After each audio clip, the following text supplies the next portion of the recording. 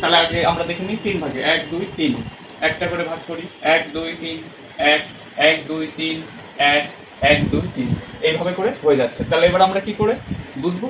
তাহলে P Q এখানে কি বসবে, এখানে আর রয়েছে, তাহলে পি কিউ আর, আবার এখানে পি ড্যাশ আর, তাহলে এখানে শূন্যস্থানে কি রয়েছে আমরা এখানেই পেলাম, পির পরে কি পেয়েছি কিউ, তাহলে কিউ বসলো। ঠিক একই রকম ভাবে এখানে আগেই আমরা দেখলাম পি রয়েছে, এবার এখানে শূন্যস্থানে রয়েছে, তাহলে এখানে আমরা পি বসাবো। ঠিক একই রকম ভাবে পি শূন্যস্থান আর রয়েছে, তাহলে এই শূন্যস্থানে আমরা বসাবো কি কিউ।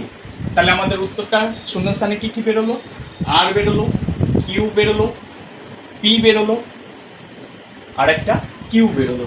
তাহলে এবার কোন অপশানে রয়েছে আমরা সেটা দেখে নিই। তাহলে আর কিউ পি কিউ, আর কিউ পি কিউ, এই অপশান ডি, অপশান ডিতে এই উত্তরটা পেয়ে যাচ্ছে। তাহলে এইভাবে এই সিরিজগুলো করতে হবে।